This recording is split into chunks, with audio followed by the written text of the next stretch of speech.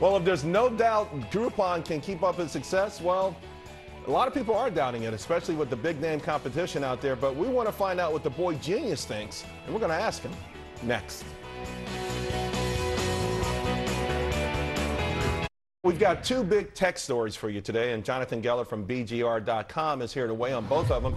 Jonathan, welcome back to the show. We've got to start with Groupon. The stock's looking okay this morning, had a pretty nice debut. Is it the real deal or not? I mean, we don't know, right? Long term, you don't know what's going to happen. The problem with Groupon is they haven't invented anything. They have a great database of people they can market to, but they didn't make a new technology. They didn't invent something that people can't copy. So there are copiers, and that's Amazon, that's Google, people like that. So it's very, very hard to compete long term. But Amazon, did Amazon invent anything initially? Or did they just get a bunch of servers and say you could buy stuff from us? Well, they kind of changed the game. They perfected the art of selling online. Groupon, again, I don't think has gone that far. And their brand's not at critical mass where it's like eBay, you can't copy them, So the stock did have a pretty good debut here, but there's also been some criticism. Some insiders sold a big chunk of stock. The accounting issues, I think, still haunt them. The wild variations on what the company should be worth. You talk about waiting long term. You think maybe we may start to hear something soon once they start to report earnings, particularly if they have to follow Wall Street or metrics instead of their own made-up system? Well, I mean, right now they're not profitable, and they're changing their entire business model to basically cut down on marketing to make themselves profitable. But at that cost, their stock's going to suffer. So you wouldn't touch it? I personally don't know, but I wouldn't. I mean, you wouldn't touch the stock right here. If someone called you up and say, listen, no, not at this price. Not at this price.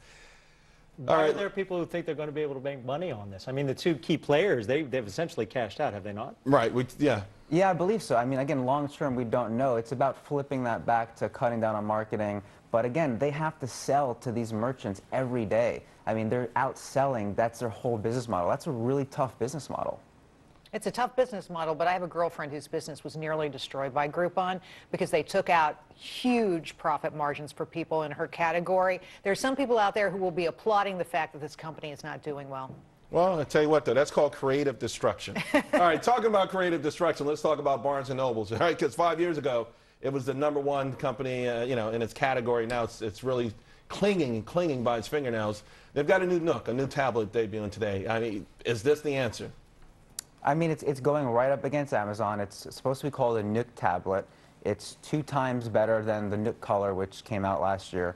It's faster, but again, it's not going to offer a lot of the things Amazon does, which is that entire ecosystem of music, movies, apps. It's a different type of animal. Jerry Willis has every device under the sun, and she's shaking. I have a lot of them. You do have a lot of them, and you have individual cases for them. That's what I love about you, Your devices don't go begging. They all have their own little comfort zone of their own. Do you agree with Jonathan? Well, I do, but I think you could put it a little more strongly. The NOOK's going nowhere, and I mean fast. Like the Kindle owns its category. It's being forced to share it with the iPad right now. I access my Kindle books on the iPad as well.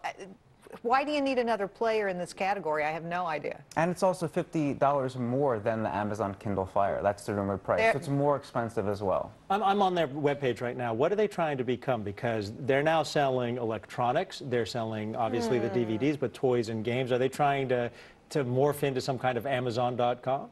I mean, that's the play, right? But they don't have that backup. They don't have the whole cloud service offering. The new NOOK tablet's supposed to come with Netflix built in, Hulu Plus, Pandora. That's their play, but it's not going to be big enough. Do you feel, Jonathan, we're getting back to where we were in the 1990s when everyone talked about the fall of brick and mortar? Maybe it was inevitable, but it just wasn't going to happen overnight. Do you feel like we're almost back to that point now? I mean, I don't know. I mean, I think it's really interesting in terms of what's being innovated on. Again, with Amazon, with Apple, Barnes & Noble really isn't doing it. But Barnes & Noble's in trouble. Now, all of a sudden, just overnight, Best Buy seems to be like it's in a little trouble. It just feels like maybe those dire predictions about brick and mortar, maybe they were premature, but they obviously had some legitimacy to them. Well, I think that's a natural evolution. Maybe brick and mortar does slowly go away, but those brands will still exist. And I think Amazon's strategy is really interesting in having a locker. So you place an order online, you have a locker where something's shipped to, you can go pick it up with no hassle, or even Apple's new model, which is you can order online and within 12 minutes go and pick it up in the store. That's really interesting as well. Yeah, I don't know, boy. Just having this being little bitty depositories, I don't know that that's the sort of things that these guys thought they would be 10 years ago. Well, it's not just the little people, Jerry. It's the big companies, too. There you Jonathan go. Geller, thanks a lot. Really appreciate it. By the way, love to watch. Was that Automeres? It is, yes. Oh, man. Listening to Rick Ross, huh? Okay, thanks a lot. Thank you. Speaking of Rick